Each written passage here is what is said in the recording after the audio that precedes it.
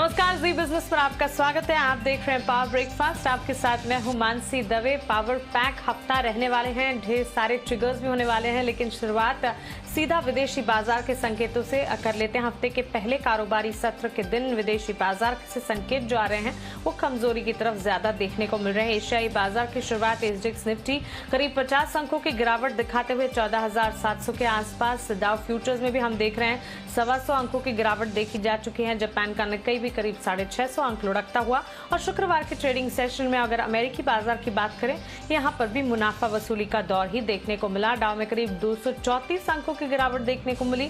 Nasdaq हालांकि तेजी के साथ वसूली या गिरावट जो देखने को मिल रही है, इसके पीछे की वजह क्या है, इसे एक बार समझते हैं दीपांशु भंडारी से। Deepanshu, good morning. बताएं विदेशी बाजार में आज क्या हो रहा है, कमजोरी के संकेत आते हुए?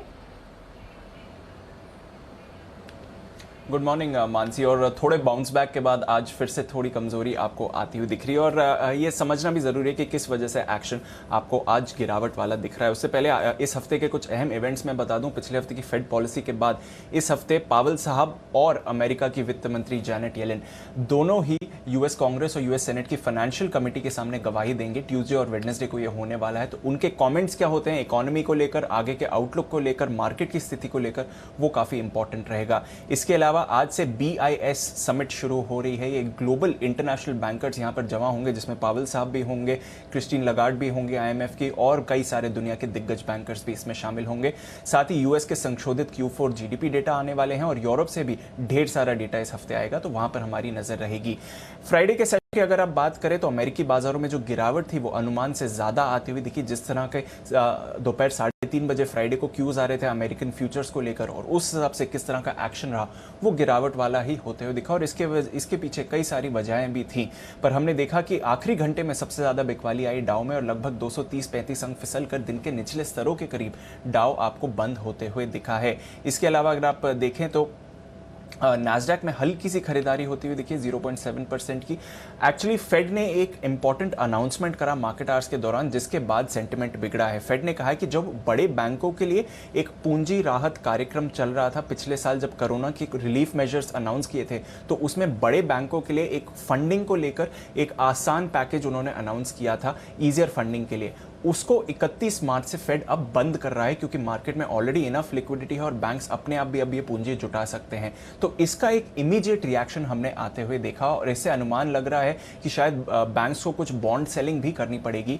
इसकी वजह से हमने देखा कि बॉन्ड मार्केट पर भी असर पड़ते हुए दिखा। जो अमेरिकी 10 साल की बॉन्ड यील्ड है वो 1.75% तक जाती हुई दिखी। उसके बाद थोड़ा कूल ऑफ भी हुई, पर इसकी वजह से जो हमने एक इमीडिएट मार्केट रिएक्शन देखा उसमें अमेरिकी बाजार गिरते हुए दिखे, स्पेशली बैंक्स और फाइनेंशियल शेयर्स। और साथ ही हमने देखा डाउ पर भी 230-35 अंकों की गिरावट रही। बाद में बॉन्ड यील्ड कूल ऑफ भी हो गई। तो इसलिए हमने देखा कि अमेरिकी बाजारों में फ्राइडे को एक्शन आते हुए दिखा।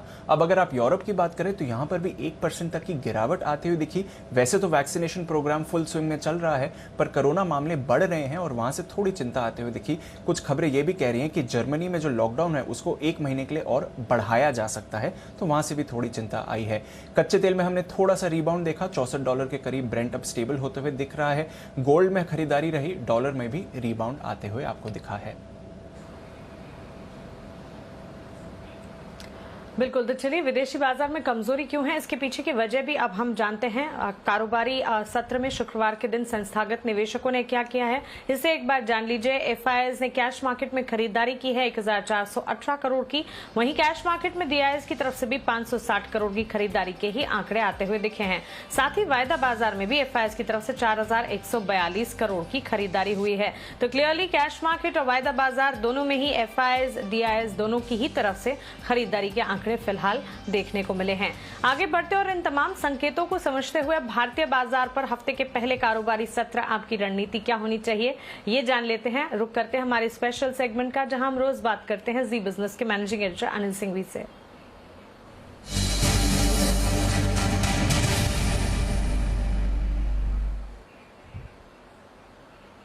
Anil sir, good morning. विदेशी बाजार के संकेत आज कमजोरी के साथ शुरुआत कर रहे हैं। अमेरिकी बाजार में भी मुनाफा वसूली दिखी है शुक्रवार के दिन, लेकिन FIs DIs के खरीदारी के आंकड़े, इन तमाम संकेतों को कैसे समझे, और सर फिर पहली स्ट्रैटेजी आज के लिए क्या होगी?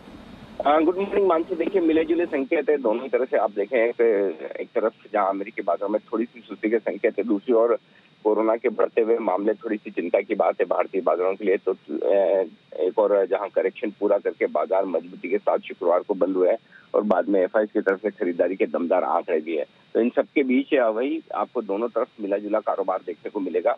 अगर कमजोर शुरुआत हुई और पहले सपोर्ट लेवल के आसपास से आपको खरीदारी आती हुई दिखेगी, क्योंकि एफआई की तरफ से खरीदारी शॉर्ट कवरिंग के संकेत आते हुए दिख रहे हैं। निश्चित तरह से खरीदारी आपको आने की पूरी संभावना आप मानकर चल सकते हैं। और वैसे भी मंथली एक्सपायरी का हफ्ता है, तो थोड़ी थोड़ी आपको खरीदारी वहां से लौटती हुई दिखेगी। ऊपरी स्तर पर प्रॉफिट बुकिंग भी इन संकेतों के दम पर आपको आती हुई दिखेगी। तो आपको ट्रेडिंग रेंज को ट्रेड करना है। अच्छी बात है कि अब आप नए जल्दबाजी में जो आपने शुक्रवार को लो देखे उसको तोड़ने की तैयारी में है और नई 15,000 के पार निकलकर बढ़ने की जल्दबाजी। तो रेंज बाउंड मार्केट दोनों तरफ से आपको ट्रेड दिखाएंगे। तो जिस तरह की शुरुआत हो उसके विपरीत एक ट्रेड लेना चाहिए। जहां तक सपोर्ट का सवाल है, मुझे लगता है कि यहाँ पर बाजारों को 14,475, 14,550 ये वो रेंज है जहां पर निफ्टी मजबूत सपोर्ट लेने की कोशिश करेगा और इस लेवल के आसपास आपको खरीदारी आती हुई दिखेगी। ऊपरी स्तरों पर 14,900, 14,950 वो रेंज है जहां पर स्ट्रॉन्ग प्रॉफिट बुकिंग आपको दिखेगी। बैंक निफ्टी का जहां तक सवाल है, 33,600, 33,850 आज तुरंत सपोर्ट के तौर पर काम करेगा और ऊपरी स्तरों पर 34,750, 34,800 वो रेंज है जहां पर बैंक निफ्टी में मुनाफा वसूली आने की संभावना है। बिल्कुल अनिल सर, शुक्रिया ये ट्रेडिंग रेंज हमें बताने के लिए। तो देखिए, पहली रणनीति अब हमारे सामने है 14,475 से 14,550 से निफ्टी के लिए सपोर्ट के तौर पर मानकर चले। 14,900 से 14,950 ये ऊपरी रेंज होगी। 33,600 से 33,850 बैंक निफ्टी के लिए सपोर्ट के तौर पर आप मानकर चल सकते हैं। वहीं 34,550 से 34,800 ये बैंक निफ्टी के लिए ऊपरी रेंज होगी। और ध्यान रखिए, ये हफ्ता जो है मंथली एक्सपायरी का हफ्ता और इसी के चलते वॉलेटाइल सेशंस भी देखने को मिल सकते हैं। हर रणनीति जो हम आपको बता रहे हैं उस पर गौर कीजिएगा, उसे नोट डाउन कीजिएगा और उसी के हिसाब से प्ले आउट कीजिएगा। चलिए आगे बढ़ते हैं और अब खबरों वाले शेयर्स एक बार दीपांशु से जान लेते हैं। दीपांशु बताएं। सबसे पहले तो BEML नजर रखिए, क्योंकि आज सरकारी हिस्सा खरीदने के लिए EOI भेजने की आखिरी तारीख है। रेलटेल अंतरिम डिविडेंड और दिसंबर तिमाही के नतीजों पर बोर्ड बैठक होने वाली है। कोलगेट अंतरिम डिविडेंड पर बोर्ड बैठक है। यहां पर बारबेक्यू नेशन आज IPO की प्रेस कॉन्फ्रेंस है। साथ ही क्राफ्ट्समैन ऑटोमेशन आज IPO का शेयर अलॉटमेंट का दिन है। प्रधानमंत्री मोदी जल शक्ति अभियान कैंपेन लॉन्च करेंगे आज दोपहर 12:30 बजे। डिविडेंड एडजस्टमेंट्स होने वाले कई सारे स्टॉक्स की आज एक्स डेट है। गेल ₹2.5 पर शेयर, नैल्को ₹2 पर शेयर, रैमको सीमेंट ₹3 पर शेयर, NMDC ₹8.25 पर शेयर और मिधानी ₹1.2 पर शेयर का डिविडेंड एडजस्टमेंट रहेगा। नजारा technologies final IPO update 175 times से ज्यादा भरकर ये इशू बंद हुआ है, जिसमें रिटेल सब्सक्रिप्शन 75 टाइम्स रहा और HNI सब्सक्रिप्शन 390 टाइम्स का रहा। सूर्योदय स्मॉल फाइनेंस बैंक लगभग 2.4 टाइम्स इशू प्राइस सब्सक्राइब होकर बंद हुआ है, जिसमें रिटेल सब्सक्रिप्शन 3 गुना से ज्यादा रहा है। NMDC यहां पर मार्च के महीने में दूसरी बार कंपनी ने दाम बढ़ाए हैं। लंपोर की कीमतें 5% से बढ़ाई गई हैं और फाइन्स की कीमतें 2.5% से बढ़ाई गई हैं। अदानी ग्रीन 2 सोलर कंपनियों में 100% हिस्सेदारी खरीदने के लिए करार किया है। टोरंटो की कंपनी स्काई पावर ग्लोबल में 100% हिस्सेदारी खरीदी जाएगी। यहां पर तेलंगाना में इस कंपनी के 50 मेगावाट की क्षमता का प्लांट है। साथ ही सोलर पावर की कंपनी सूरज किरण में भी 100% हिस्सेदारी खरीदाई जाएगी। यहां पर भी तेलंगाना में 50 मेगावाट का प्लांट है। लगभग 317 करोड़ रुपए में अधिग्रहण किए जाएंगे। टाटा पावर कंपनी को नेस्को में 51% हिस्सा की अधिग्रहण के लिए CCI से मंजूरी मिल गई है। ये जो उड़ीसा के पावर डिस्ट्रीब्यूशन बिजनेस है उसकी बात मैं कर रहा हूं।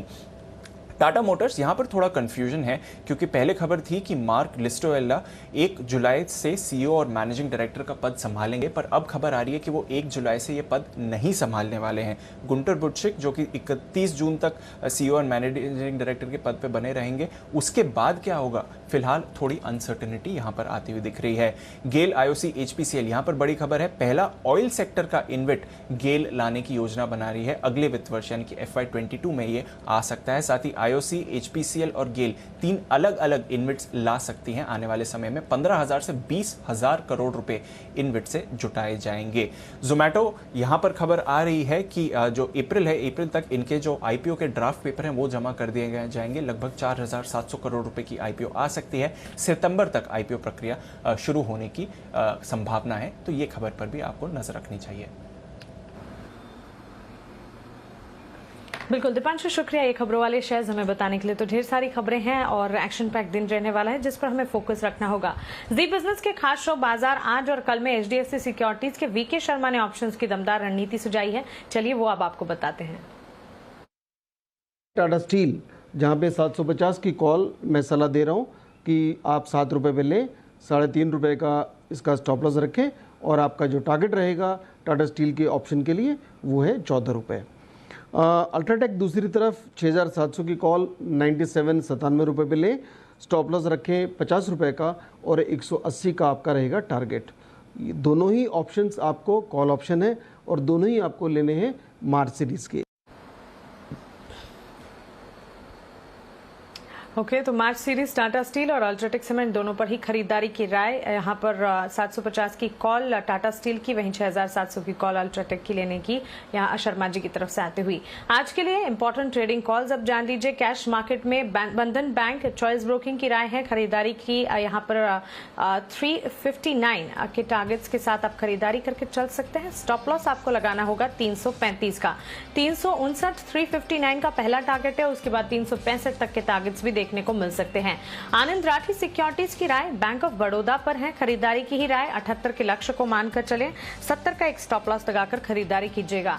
निर्मल बैंक सिक्योरिटीज हिंदुस्तान यूनिलीवर और इंडिगो दोनों पर ही खरीदारी की राय दे रहे हैं। एचयूएल पर 2285 के स्टॉप लॉस के साथ 2360 का टारगेट मानकर चलें। वहीं इंडिगो में 1610 के टारगेट्स के साथ 1710 का स्टॉप लॉस लगाकर खरीदारी की राय बनाई जा सकती है। तो क्लियरली 4 ट्रेडिंग कॉल्स और चारों की 4 यहाँ खरीदारी की। आगे बढ़ते हैं, हमारे साथ सेंट्रम ब्रोकिंग के AVP equity technical research analyst Nilesh Jain अब जुड़ गए हैं। नीलेश, गुड मॉर्निंग, स्वागत है आपका जी बिजनेस पर। आज के लिए इंडेक्स पर आपका नजरिया, साथ ही आपके रिकमेंडेशन बताइए। Good morning to you Mansi ji. Mansi ji देखिए, 5 दिनों की गिरावट के बाद एक बुलिश कैंडल और एक रिवर्सल कैंडल हमको फ्राइडे के सेशन में देखने को मिला था। साथ ही अगर हम ओवरऑल स्ट्रक्चर की बात करें तो स्ट्रक्चर अभी भी उतना नहीं सुधरा है, बिकॉज 50 डे मूविंग एवरेज जो कि 14,760 के आसपास है, उसी के आसपास की निफ्टी की क्लोजिंग देखने को मिली है। आज के सेशन में अगर निफ्टी 14,800 के पार नहीं निकलता है तो यहाँ पे हमको फिर से एक दबाव देखने को मिल सकता है। इसीलिए मैं कहूँगा यहाँ पे बिकवाली का एक ट्रेड लेने की सलाह दूंगा 14,820 एक छोटे से स्टॉप लॉस के लिए। यहाँ पे एक छोटा सा और डाउन साइड हमको देखने को मिल सकता है 14,650।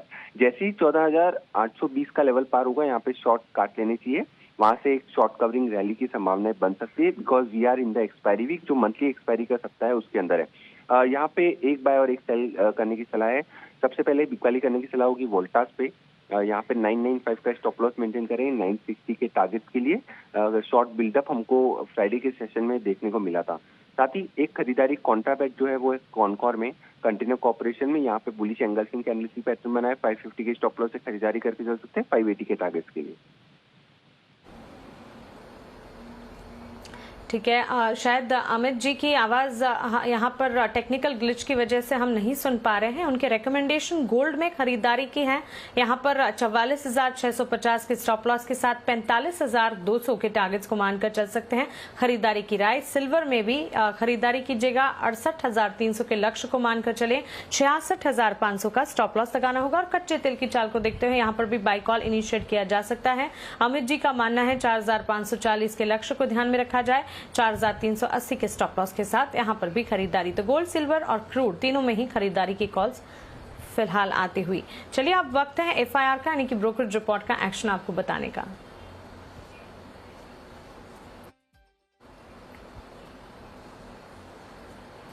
और जो ब्रोकरेज रिपोर्ट्स हमारे पास आई हैं, औरोबिंदो फार्मा पर सीएलएसए ने रेटिंग अपग्रेड की है, अंडर परफॉर्म रेटिंग बदलकर खरीदारी की राय दे रहे हैं।